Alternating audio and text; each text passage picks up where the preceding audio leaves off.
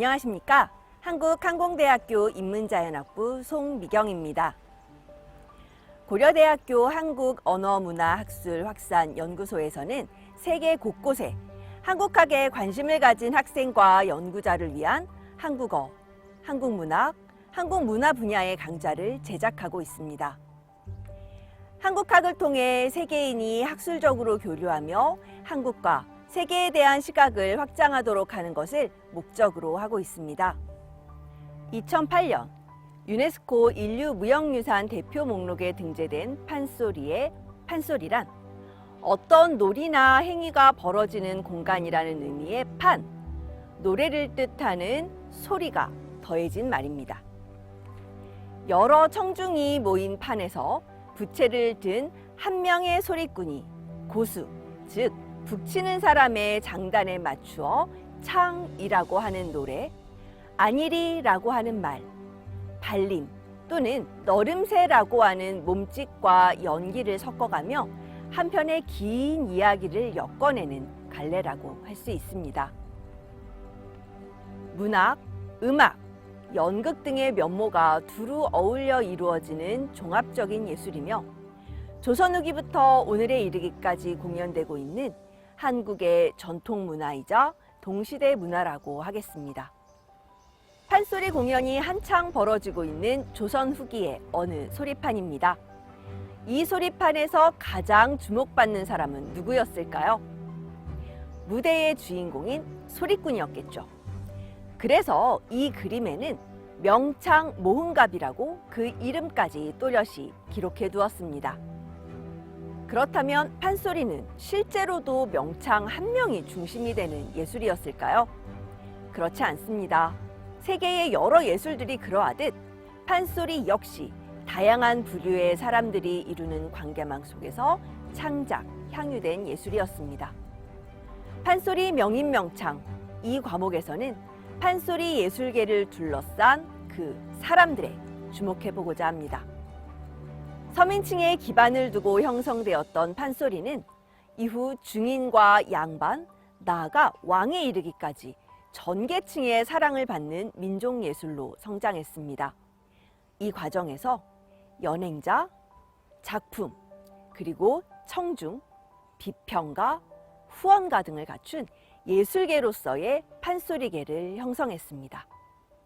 본 강좌에서는 판소리 예술의 창작과 연행을 주도한 명창과 명고를 포함하여 판소리의 비평, 후원, 유통 등에 관여하였던 각양각색의 인물들의 폭넓게 주목해보고자 합니다. 그리고 본 강좌에는 배연영 교수님을 모시고 교수님이 소장하고 계신 유성기 음반에 남겨진 옛 명창들의 육성, 명고수의 북장단을 직접 들어보는 시간도 있습니다.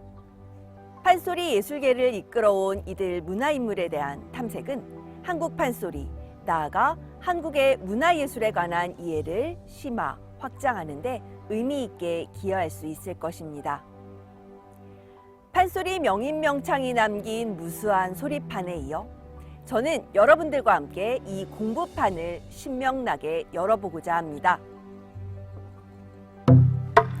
얼씨구!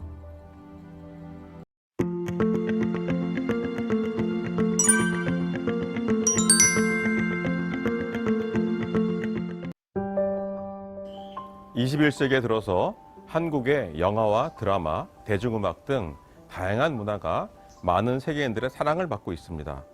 이제 그 관심은 그러한 한국 문화의 바탕을 이루는 전통 문화에까지 이어지고 있습니다. 그런데 한국은 불과 100년 전인 20세기 초에 급변하는 국제 정세를 따라가지 못한 채 국권을 빼앗기고 일본 제국에 강제 점령을 당하는 불행한 역사를 겪었습니다. 그러면서 무기력하게 망국에 이른 조선의 문화 역시 철저하게 부정되는 아픔을 겪어야 했습니다. 전 근대적인 유교와 그의 바탕을 둔 문화 전체가 망국의 원인으로 지목되었던 것입니다.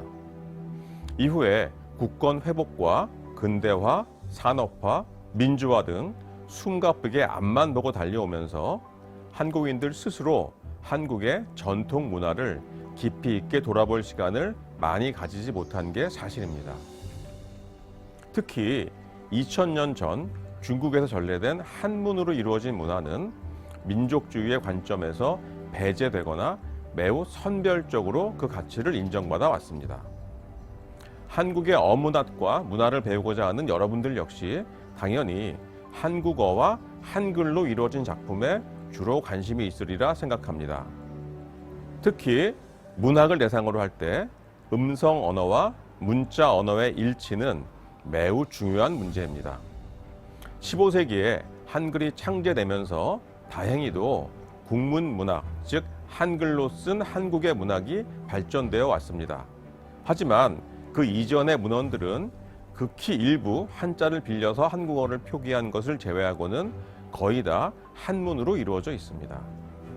또한 한글 창제 이후에도 공식적인 표기 수단은 여전히 한문이었고 대다수의 지식인들이 한문을 사용해서 문학 활동을 했습니다. 고대부터 20세기 초까지 한국인이 자신의 생각과 감정을 한문으로 표현한 문학 작품들을 그 표기 수단이 한문이라는 이유만으로 한국 문학에서 배제해 버린다면 한국의 전근대 문학은 매우 빈약하고 불완전한 채로 남을 수밖에 없습니다. 단순히 분량의 문제만이 아닙니다. 2000년 동안 한문으로 문학 활동을 해오면서 시대마다 뛰어난 작가와 작품들이 배출되어 왔습니다. 그 가치를 인정하고 감상하는 것은 오늘날 한국 문화를 이해하는 데 있어서도 적지 않은 의미를 지닙니다. 조선의 문장가 열전이라는 이 강의는 조선시대의 산문 작가들을 대상으로 합니다. 대개 한문학 작가라고 하면 한시를 많이 떠올리실 텐데요. 조선의 작가들은 한시뿐 아니라 산문의 창작에도 문학적인 역량을 많이 쏟았습니다. 뿐만 아니라 실용의 목적으로 지은 산문에 대해서도 구체적인 작품 평과 작가 비평 등을 활발하게 해왔습니다. 이 강좌는 최근에 축적된 한국학 연구 성과들을 바탕으로 해서 더 많은 분들이 한국 한문 산문에 담긴 전근대의 한국인들의 생각과 마음을 만나고 그 문장의 아름다움을 감상할 수 있는 기회를 제공하기 위해서 개설했습니다. 고려 말에 이색으로부터 시작해서 권근, 강희맹, 김종직, 유몽인, 허균, 신음, 장유, 김창엽, 조기명, 이용휴, 박지원, 그리고 홍길주에 이르기까지 다양한 조선의 작가들을 한 분 한 분 만나는 시간입니다. 작품의 감상은 현대 한국어 번역문을 사용해서 한문이라는 또 다른 언어의 장벽을 걱정하지 않아도 수강하신 데 무리가 없도록 했습니다. 조선의 문장가 열전을 통해서 오래되었지만 새롭게 다가오는 문화 작품들을 맛보실 수 있는 시간이 되기를 기대합니다. 그러면 수업 시간에 뵙겠습니다. 감사합니다.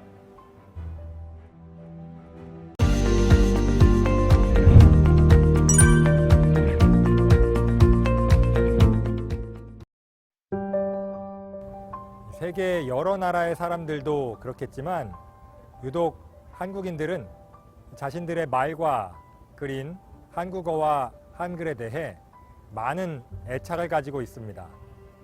왜 그럴까요? 이 과목은 한국인들이 왜 자신들의 말과 글에 그토록 많은 애정과 관심을 가지고 있고 이 세계 속에 자신들의 말과 글이 널리 알려지는 것을 중요하게 생각하는지에 대한 답을 알아가는 과정이 될 것입니다. 120여 년 전만 해도 한자와 한문 중심으로 이루어지던 한국인들의 문자 생활에서 1894년 한글이 나라의 글의 중심에 서면서 비로소 온전하게 한국어와 한글을 다듬고 연구할 수 있는 길이 열렸습니다. 이 과목은 한국어 연구 태동기의 문법가들과 그들의 연구 성과를 이해하는 것이 목적이라 할 수 있겠습니다. 이 강좌의 내용은 크게 세 부분으로 구성되어 있습니다. 1주차부터 4주차까지는 근대 국어학의 상징, 주시경을 비롯하여 지석영, 김규식, 김두봉 등의 근대 문법가들과 객관적, 타자적 시선으로 한국어를 바라본 언더우드 등 선교사들에 이르기까지 근대 국어학의 시작을 알리는 시기에 활동한 근대 문법가들과 그들의 한국어 연구 성과에 대해 알아봅니다. 이어서 4주차부터 7주차까지는 근대 국어학의 성립 이후 일본 제국주의의 탄압으로부터 한국어와 한글을 지키기 위해 노력하면서 지상 최대 과제로 여겼던 사전의 편찬과 이를 위한 어문 규범의 정리 과정을 알아봅니다. 이때 중심적 역할을 담당했던 조선어 학회와 이에 얽힌 역사적 사건들을 통해 오늘날의 한국인들에게까지 이어져 내려온 한국의 근대 문법가들의 정신을 이해할 수 있을 것입니다. 마지막으로 8주차부터 10주차까지는 한국과 북한의 국어학 연구는 뿌리가 같다는 사실과 이들이 어떻게 분화되었고 또 어떤 차이가 있는지 알아보는 한편 역사비교 언어학과 구조주의 언어학의 도입을 통해 국어학의 재정립을 도모한 신진 근대 문법가들에 대해 알아보는 것도 목표로 하고 있습니다. 이 강좌는 고려대학교 한국언어문화학술확산연구소에서 세계 여러 나라의 한국학에 관심을 가진 학생과 연구자를 위해 한국의 언어와 문학, 문화를 중심으로 그동안의 학술적인 연구 성과를 소개하고 교류하기 위해 만든 강좌의 하나입니다. 그래서 기존의 교과서나 개설서에는 간단하게 몇 문장으로 소개되어 있는 한국어와 한글을 지키고 가꾸어 온 한국의 근대 문법가들의 노력과 한국인의 말글에 담긴 한국인의 정신에 관한 역사적인 기록을 쉽고 정확하게 설명하고자 노력했습니다. 특히 100여 년 전 한국어와 한글을 지키고 발전시키기 위해 노력한 근대 문법가들과 그들의 연구 성과를 소개하고 이들이 민족의 말과 글에 담긴 정신을 어떻게 내면화하고 학문적으로 발전시키고자 노력했는지 느껴볼 수 있는 강좌입니다. 따라서 이 강좌는 한국의 역사와 문법에 대한 기초 지식이 있는 학부 3, 4학년이나 대학원 석사과정의 학생이 들을 만한 수준의 강좌입니다. 특히 1800년대 후반부터 한국의 역사에 대한 지식과 문법 용어에 관한 기초 지식이 없으면 이해하기가 쉽지 않습니다. 한국의 역사와 문법 용어에 관한 예습 복습이 필요하다는 점 기억해 주시기 바랍니다. 이론적인 내용도 많아서 다소 어려울 수 있겠지만 역사적 사건에 관한 한국 영화를 소개하거나 관련 사진 자료를 다양하게 소개해서 흥미를 잃지 않도록 구성했으니 이 강좌를 통해 한국어와 한글에 대한 관심을 좀 더 넓혀가셨으면 좋겠습니다. 그럼 강의를 통해 여러분과 만났으면 좋겠습니다.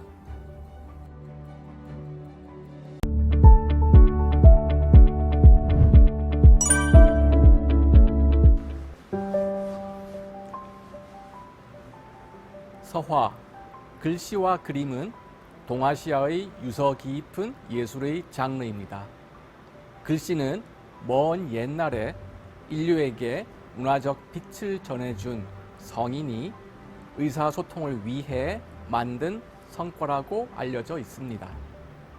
또 그림은 문자, 즉 글씨를 보조할 수 있는 묘사의 결과에서 시작했기 때문에 그 역시 고대 성인의 배려를 생각해 하는 장르가 되었습니다. 이처럼 동양의 서화는 역사만 긴 장르가 아니라 그 성취에 있어서도 아주 높은 수준에 이른 예술이었습니다. 조선의 서화는 이와 같은 생각을 바탕으로 중국, 일본의 서화와 함께 성장하며 그들과 어떤 내용과 방법은 공유하기도 하였지만 자기만의 특수성을 형성하였습니다. 이 강의는 동아시아 서화의 보편성 속에 자신의 특수성을 드러낸 조선 서화 세계를 형성한 주요 작가들을 소개합니다. 저는 이 강의를 맡은 류승민입니다. 이 강의를 구성하는 10개의 강좌마다 제가 조선 서화 작가 한 사람 혹은 복수의 작가를 소개하겠습니다. 그 과정에서 그들이 속한 시대의 서화를 보여드리며 작가 개인과 그 시대의 특수한 양상을 이야기합니다. 여러분들은 이 강좌를 통해 조선시대가 막 시작했던 시대부터 왕조의 황혼기까지 조선 서화의 흐름을 보실 수 있으며 한국 시각 문화의 가장 높은 수준이 어떤 것인지 살필 수 있을 것입니다. 한편 이 과정에 등장하는 서화가들은 왕자부터 사대부 그리고 하급 관료인 사자관과 직업으로 그림을 그렸던 화원에 이르기까지 다양합니다. 이들의 다양한 신분은 조선 서화의 넓은 스펙트럼과 그 스펙트럼에 말미암은 조선시대 예술의 창조적 생명력을 보여주는 요인이기도 합니다. 이 강좌에 들어오실 여러분들을 따뜻한 마음으로 환영합니다. 함께 조선의 서화가들을 만나보시지요.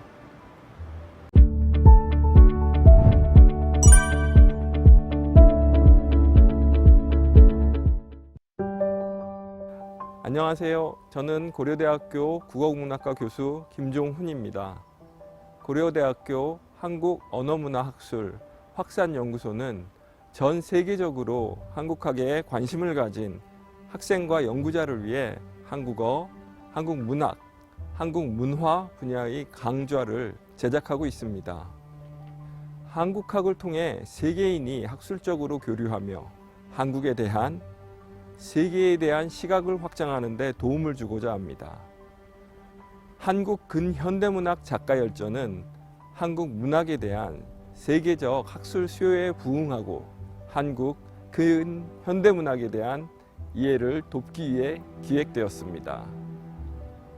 문학 작품의 폭넓은 이해를 위해서는 작품에 대한 감상과 분석 능력, 작품의 배경에 대한 역사적 지식 등이 필요한 만큼 올바른 문학사적 접근이 요청된다고 할 수 있습니다.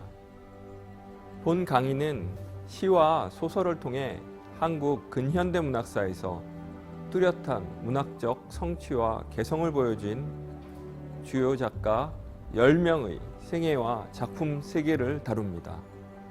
각 작가를 전공한 10명의 교수진이 팀 티칭 방식으로 강의를 담당하는 만큼 전문성과 깊이를 갖춘 수준 높은 강좌를 만나보실 수 있습니다.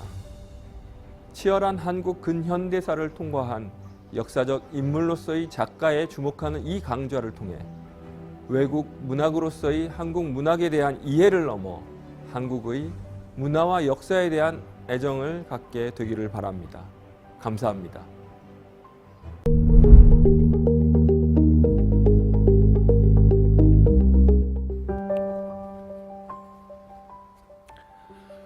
안녕하세요.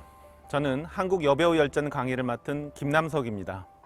저는 고려대학교에서 한국 현대문학을 공부하며 영어와 연극, 영상 시나리오를 전공하였고 현재는 부경대학교에서 학생을 가르치고 있습니다. 한국학에 관심을 가진 학생과 연구자를 대상으로 뜻깊은 강의를 제작하는 고려대학교 한국언어문화학술 확산연구소의 본 사업을 통해 한국 영어와 연극의 역사를 다루는 내용을 소개하게 되어 기쁩니다. 영화나 연극은 다른 나라의 문화를 접하는 데 있어서 상대적으로 친숙하게 느껴지는 매체라고 생각하실 텐데요. 본 강의의 내용 또한 그러한 측면을 최대한 활용하여 여러분들에게 가까이 다가갈 수 있도록 구성되었습니다. 본 강의의 제목은 한국 여배우 열전입니다. 문학도 마찬가지지만 특히 영화나 연극은 하나의 장면, 한마디의 대사만으로 많은 사람들의 기억 속에 깊은 인상을 남길 수 있는 힘이 있지요.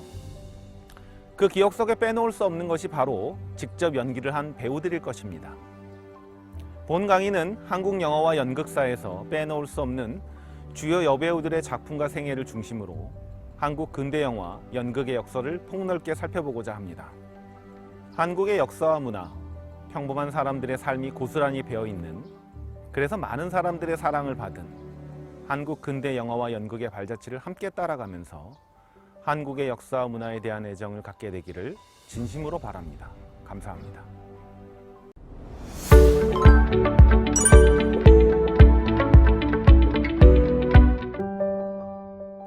안녕하세요. 저는 고려대학교 국어국문학과 오형엽 교수입니다. 고려대학교 한국언어문화학술확산연구소는 전 세계적으로 한국학에 관심을 가진 학생과 연구자들을 위해서 한국어, 한국문학, 한국문화 분야의 강좌를 제작하고 있습니다. 한국학을 통해 세계인이 학술적으로 교류하며 한국과 세계에 대한 시각을 확장하도록 하는 것을 목적으로 하고 있습니다. 제가 강의하는 한국 현대 페미니즘 여성 시인들은 한국의 페미니즘 여성시라는 관점으로 한국 현대시의 흐름과 경향을 조망하고 진단하며 평가하기 위해 1980년대 초반 이후 김혜순, 최성자, 1980년대 후반 이후 허수경, 1990년대 초반 이후 최정래, 이연주, 2000년대 초반 이후 김민정, 김희듬, 2000년대 중반 이후 황성희, 이혜미, 정하나 등 총 10명의 한국 현대 여성 시인들의 시를 기법과 주제, 미학적 특이성과 구조와 원리 등의 관점으로 심층적으로 살펴봅니다. 그래서 수강생들이 한국 현대 여성시에 대해 이해하고 감상하고 해석하는 데 도움을 주고자 합니다. 강의 시간에 뵙도록 하겠습니다.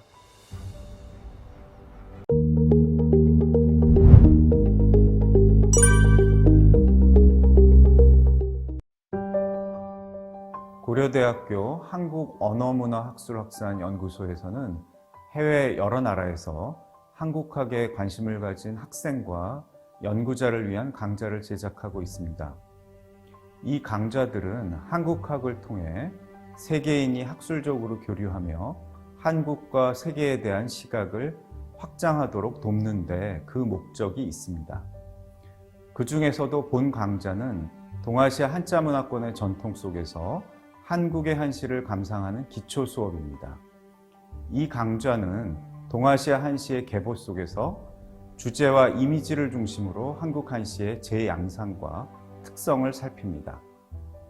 이를 위해 직간접으로 영향을 준 중국의 전범적 작품들을 먼저 읽은 뒤 같은 주제 혹은 이미지의 한국 한시를 읽는 방식을 취합니다. 이 강좌는 한시에 관한 많은 지식과 정보들이 강좌에서 제시될 것입니다. 하지만 그 무엇보다 중요한 것은 지난 세기까지 동아시아 한자문화권의 가장 유력한 문학 양식이었던 한시를 여러분들이 직접 느끼고 감상하는 일일 것입니다. 하지만 현대인들에게 이는 결코 쉬운 일이 아닙니다. 한국 사람들도 마찬가지입니다. 지금과는 다른 문화적 배경과 언어 문자, 그리고 어려운 시적 형식 때문에 손쉽게 이해하기 어려운 것이 사실입니다. 이 문제를 해결하기 위해 이 강좌에서는 영화를 활용할 겁니다. 동일한 소재와 사건을 담고 있는 영화는 물론 주제, 모티프, 이미지가 유사한 영화들까지 활용해서 한시 작품을 최대한 여러분의 눈높이에서 감상할 수 있도록 도울 것입니다. 이 강좌에서는 이미지와 주제를 중심으로 한시를 읽습니다. 한시를 처음 배우는 여러분들에겐 익숙하기보단 낯선 경우가 많을 것입니다. 그래서 우리의 공부는 낯선 곳으로의 모험과도 비슷한 점이 있습니다. 여러분들에게 한시 이미지로의 모험을 제안합니다. 강의 시간에 봅시다.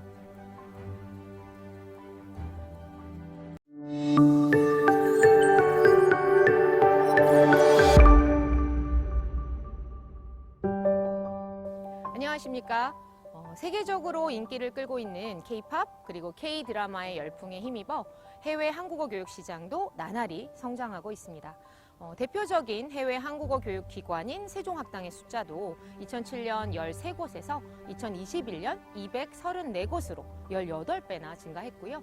한국어를 제2 외국어로 배우는 해외 초, 중등 학교 학생들도 지난해 말 17만 명으로 늘어났습니다.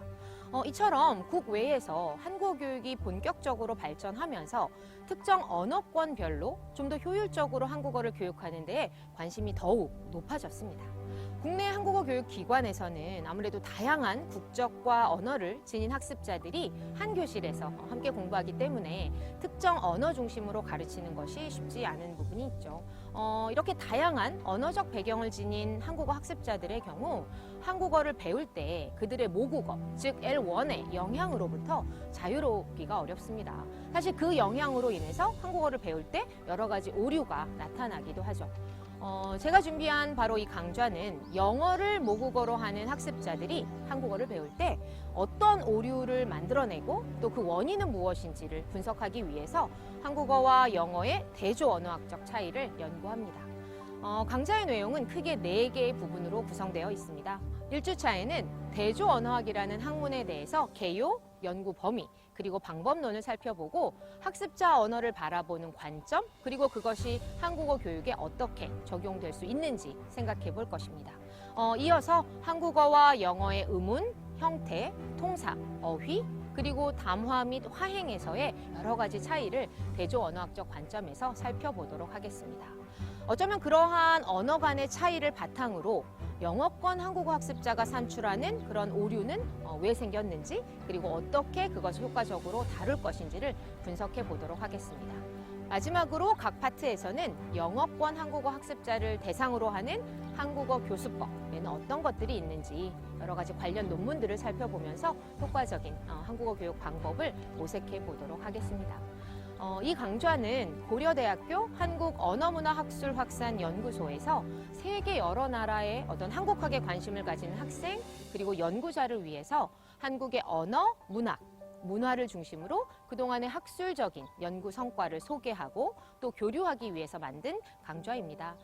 단순히 영어와 한국어가 표면적으로 차이 나는 것이 아니라 사실은 그 내면에 자리 잡고 있는 어떤 사고의 차이가 존재한다. 이런 걸 여러분들이 좀 알게 되셨으면 좋겠습니다. 사실 저는 개인적으로 학부에서는 영어 교육을 전공했고요. 박사 학위는 한국어 교육으로 받았습니다. 어떻게 보면 제가 한국 사람으로서 영어를 배우는 학습자의 입장에서 달랐던 점, 또 제가 한국어 교사가 되어서 나에게는 이렇게 익숙한 것이 영어권 한국어 학습자들에게는 이렇게 어려울 수 있구나 라고 하는 교사의 입장, 사실 이 양측의 입장을 이번 강좌에 좀 많이 소개해 드리려고 노력을 했고요. 이 결과물이 이제 뭐 한국어의 좀 고급 수준인 학습자 여러분들 혹은 전 세계 현장에서 영어권 학생들을 가르치는 여러 선생님들에게 조금이나마 도움이 됐으면 좋겠습니다. 그리고 이제 연구를 하시는 분들의 입장에서는 사실 제가 이번 강좌에서 다룬 내용들은 아직 시작하는 단계라고 볼 수 있겠습니다. 그래서 각자의 어떤 파트에 조금 더 관심을 가지시고 어떤 이론적인 바탕 그리고 한국어 교육 현장에서의 여러 가지 시사점들을 잘 함께 연구하셔서 좀 더 의미 있고 또 도움이 되는 그런 연구들을 더 지속적으로 발전시켜 주셨으면 좋겠습니다. 감사합니다.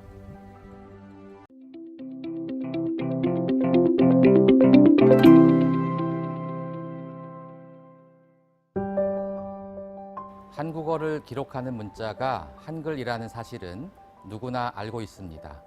그런데 한국어가 본격적으로 문자로 기록된 1300여 년 동안 한글이 사용된 기간은 그 절반도 되지 않는다는 사실, 그리고 한글이 만들어지기 이전에 한국어를 표기한 이두 문자와 구결 문자가 사용된 사실, 한글 창제 이후에도 한글과 함께 이두 구결 문자가 계속 사용된 사실 등은 잘 알려져 있지 않습니다.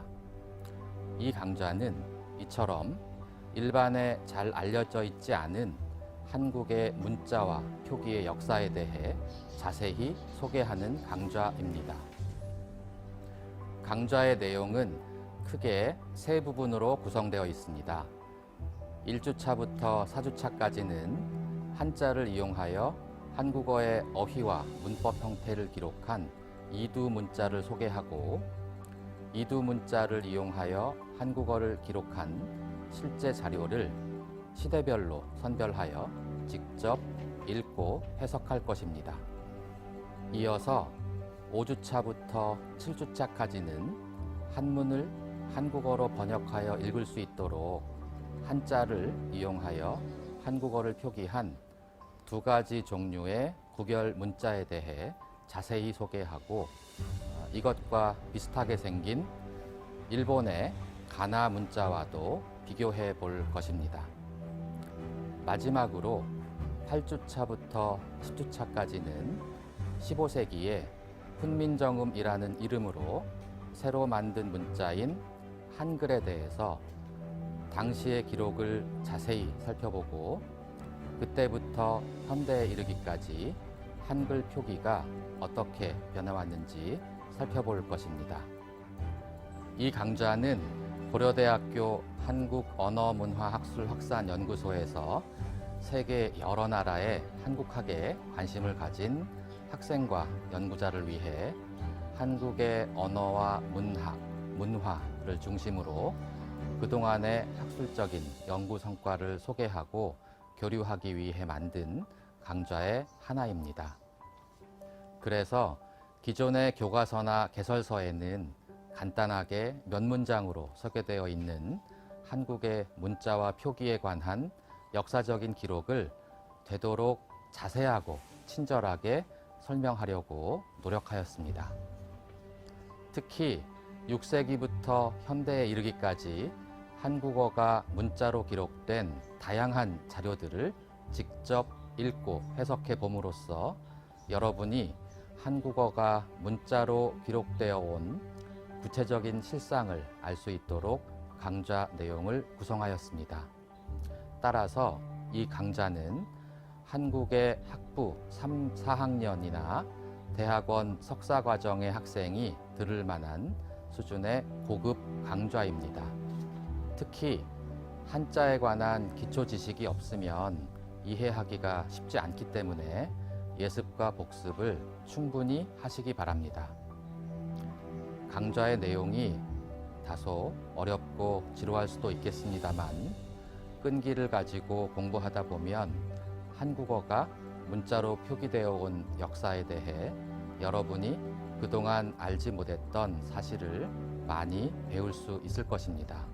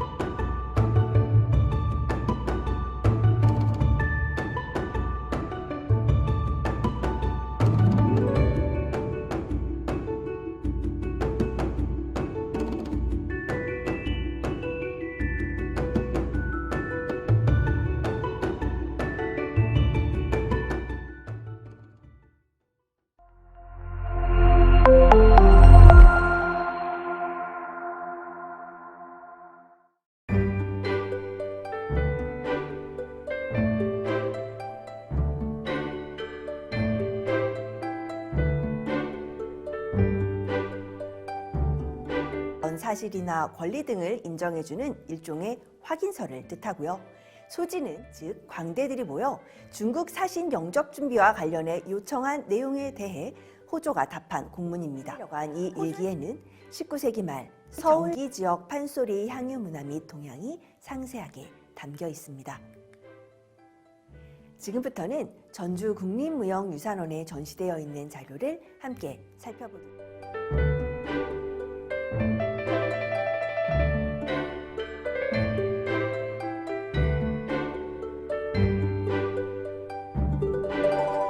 허균과 홍길동전의 이야기로 시작해 보려고 합니다.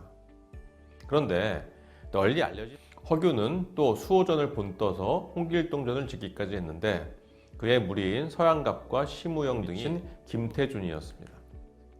김태준은 조선 소설사에서 최초의 한글 소설 홍길동전의 저자가 허균이 지은 홍길동전의 원문이 발견되기 전까지는 우리가 알고 있는 한글 소설 홍길동전 조선어학회에서는 조선어와 관련되는 각종 규정의 제정과 사전 편찬 작업도 본격적으로 추진했습니다.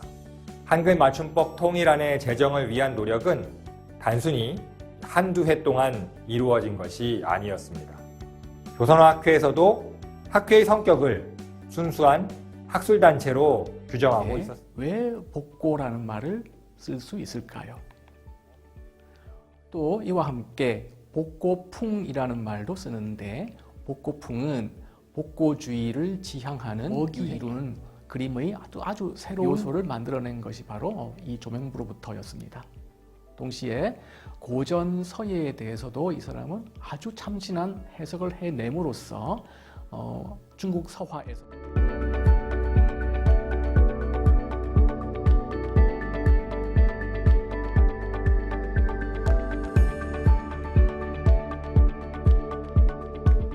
지금부터 시인이자 이론가였고 비평가이자 혁명가였던 임화를 함께 만나보도록 하겠습니다.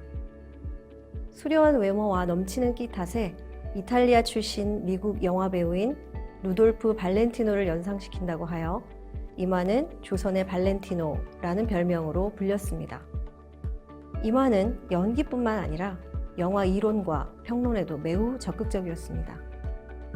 이런 이유 때문인지 일부 학자들은 이 시들을 습작기의 시로 여기기도 합니다. 이 영화에서 연기를 상당히 잘했습니다. 이 수업료는 1940년 4월 30일에 개본적인 색채들이 이 영화 안에 조금 들어와 있습니다. 이걸 불편해하는 사람도 많이 있고요. 어떻게 보면 약간 모순적인 일본의 교육을 받기 위해서 어린이가 수업료를 구해야 혼자서 60리길을 걸어가는 장면이 있습니다. 평택까지 걸어가게 되는데요. 수원에서 평택까지. 평택에 아주머니 김희덤 시인 그리고 작품에 대한 전체적인 소개입니다. 이 에로스와 타나토스의 경계를 왕복하면서 페미니즘적 젠더적 지식을 보여준다는 것입니다. 이성의 중심의 가부장적 질서에 타격을 가한다. 기타와 딸, 기타리스트와 엄마를 이렇게 보통 설정함으로 해서 전통적 알레고리는 단순하고 평이한 어떤 수사법이 됩니다. 시창은 한시를 노래로 부르는 것을 말합니다. 노래의 제목은 추강정막 어룡냉입니다. 가을강이 적막해서 물고기와 용도 차갑다라는 의미입니다. 자, 이제 본격적으로 한시란 어떤 것인가를 이야기해 보려고 합니다. 여러분이 스스로 느껴볼 수 있도록 모티프가 유사한 현대시 한수와 한시 두 수를 비교해 보겠습니다. 이 시는 조선전기 편찬된 시문선집인 동문선에 실려 있는 작품입니다. 다음에 두 문장을 읽어보시면서 제가 이렇게 밑줄을 이미 그어 놓았죠. 사동의 개념이다 라고 할 수 있겠습니다. 그림을 보시면 엄마가 동생에게 밥을 먹인다. 이 동작을 하고 있는 그 주어를 조금 더 강조하고 이 엄마가 뭔가 스스로 아기를 안는 이런 행동을 했다? 이런 걸 강조하고 싶을 때는 엄마가 아기를 안았다. 이러한 약간 능동형으로 저희가 문장을 말할 수 있습니다. 다음으로 해사일기라는 책의 기록을 살펴보겠습니다.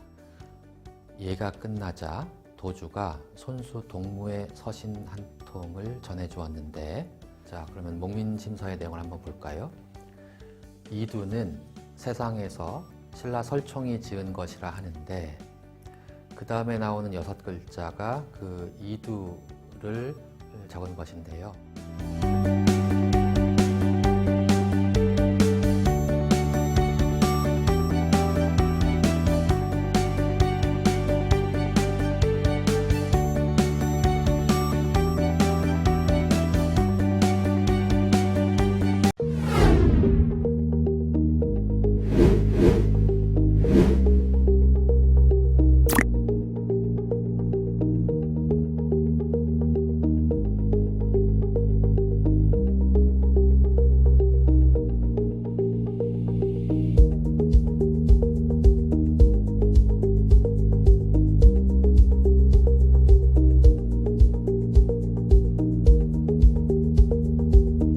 아마도 그는 민족 해방을 넘어 계급 해방을 쟁취하는 날 남은 술을 마저 마시며 남겨놓았던 노래를 부르겠죠. 내 품속의 정형손은 싸늘히 식어 푸르댕댕하고 우리의 손을 소주에 씻어들고 양지 바른 공장 담벼락 력이 밑에 묻는 대폭 증강되면 독립군이 국내로 진입해서 독립전쟁을 전개하고 국내에서는 그동안 준비한 민중의 실력을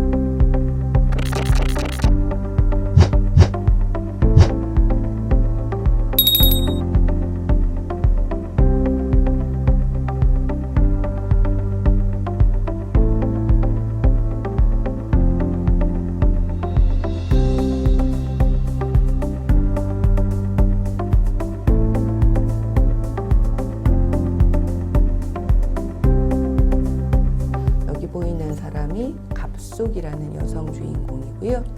여기 보이는 사람은 김희준이라는 남성 주인공입니다. 갑숙은 지주의 농촌입니다. 그런데 5년 만에 돌아온 고향은 예전 같지 않습니다. 최후의 라이오니는 가장 인간적인 모습을 가진 복제인간 또는 가장 인간적인 모습을 요청하는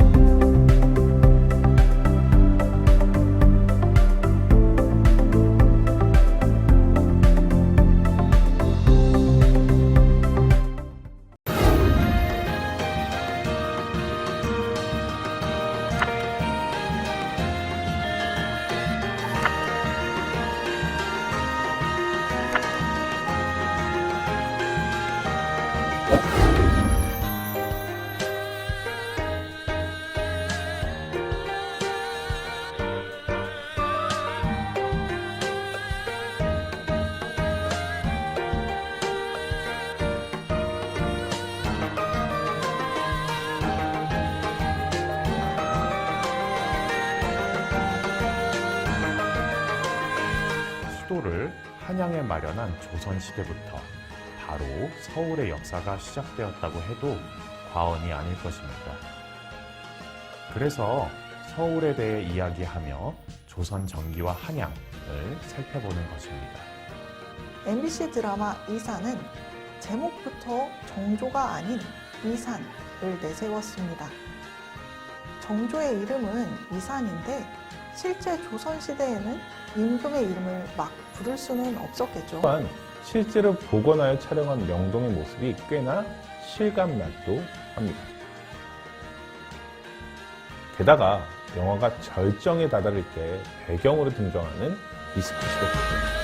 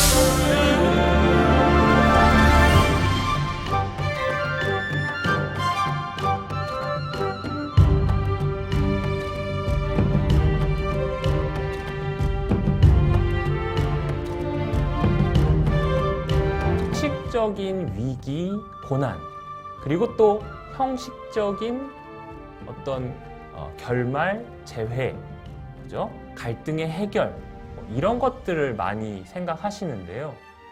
고전 소설 중에서도 이렇게 감정의 폭이 굉장히 큰 이런 작품을 만나볼 수 있습니다. 오늘 우리가 살펴볼 이 최척전이 그러한데요. 최척전에서도 가족은 생이별하고요. 다시 또 극적으로 재회를 합니다. 최척전에서도 이런 감동적인 사건을 만날 수 있는 것이죠. 최척전과 관련해서 일단 기본적인 정보들을 같이 한번 살펴보도록 하겠습니다. 한국 고전 소설에서 제목을 한번 보시면 전 이렇게 전으로 끝나는 경우가 많고요. 그 경우에 앞에 있는 용어는 등장인물인 경우가 많습니다.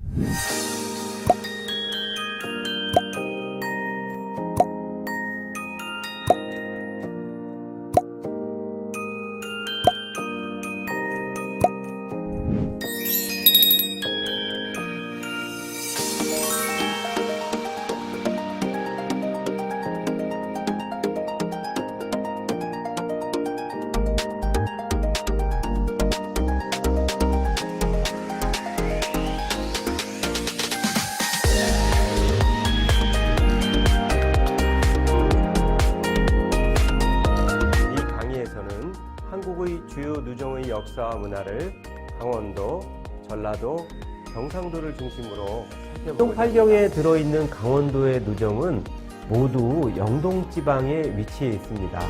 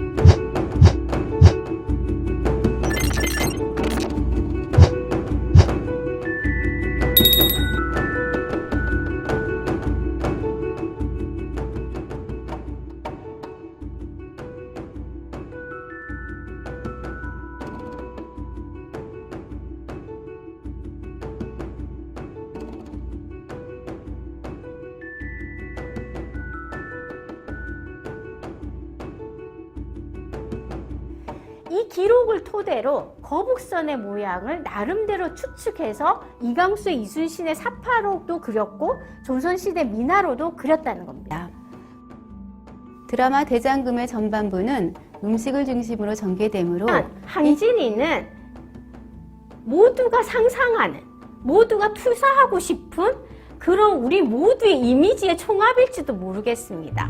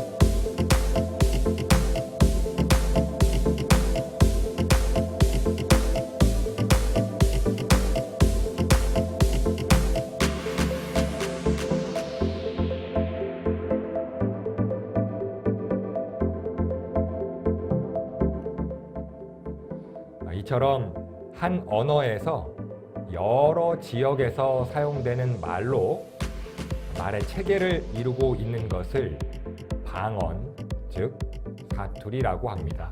그러면 이 실제 등호선이 어떤 방식으로 방언 지도에 나타나는지를 한번 살펴보도록 하겠습니다.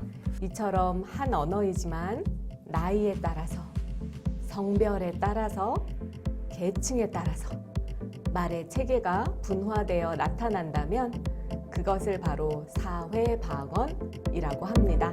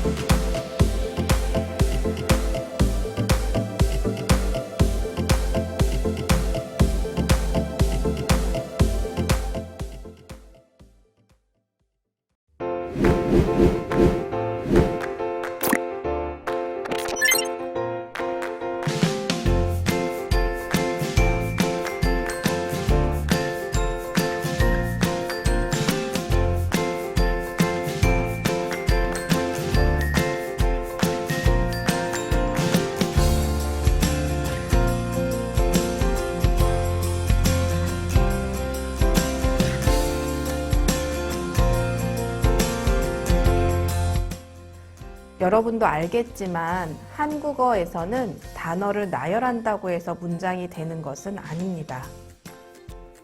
단어를 적절한 위치에 적절한 표현을 사용해서 제시해야 문장이 됩니다.